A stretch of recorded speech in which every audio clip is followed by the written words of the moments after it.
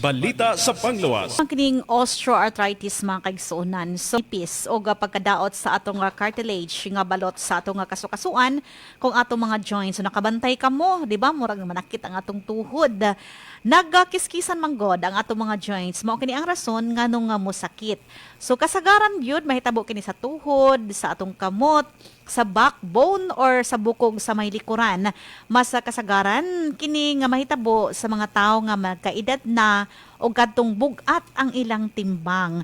So daghan usab ang nahitabo nga adunay inflammation o hinay-hinay ang atong mga kasukasuan apan dili ni siya susama kasakit or kapula or kining inflammation sa gout. Masakit gid ang gout mga kaigsuonan.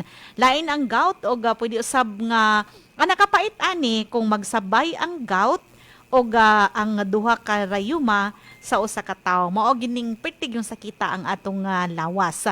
Ang osteoarthritis manggod mao kini ang laganap na rayuma na anaa kini sa tibuokan kalibutan. Pero adunay sobra di ay sa usa ka gatos ang klase sa rayuma. So klase-klase kini.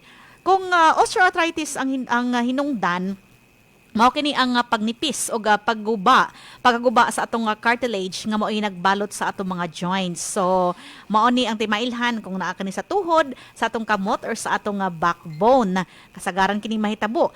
So pwede usab nga mudako or muhubag ang atong kasukasuan pero adunay mga pamaagi para mabawasan ang sakit. So number 1, kung taas ang imong timbang unsay buhaton, magpaniwang kay mao man kini hinungdan na ang pagpanakit sa atong tuhod.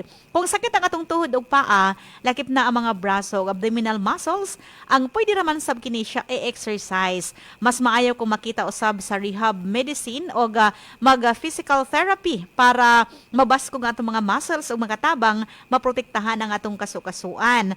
Ayaw usab abusuhi ang inyong mga joints. Kung sakit na ang tuhod, likayan ang sobra nakatiklop na posisyon. So sama na pa sa pag-squat or kaning mag-exercise sa gym or di ka kining maglaba nga nagamit pagpukong ang atong tuhod. Pwede usab mo inom kita og pain reliever pero dili maayo no nga perminti tamang inom kay delikado matong bato ang atong atay, ang atong kasing-kasing ug ang atong tiyan, magpakonsulta una sa doktor. Pwede sab turukan og tambal kung adunay inflammation ang pagpanakit sa atong kasukasuan ug kung di lagid mawala mao kining posible nga operasyon kon knee replacement sa usa ka orthopedic surgeon kung sakit na gid kaayo di na makaya ang pag-inom pa og tambal. Sa maong nga pamaagi mga kaigsuonan, sa maong klase sa rayuma, walay gibawal na pagkaon.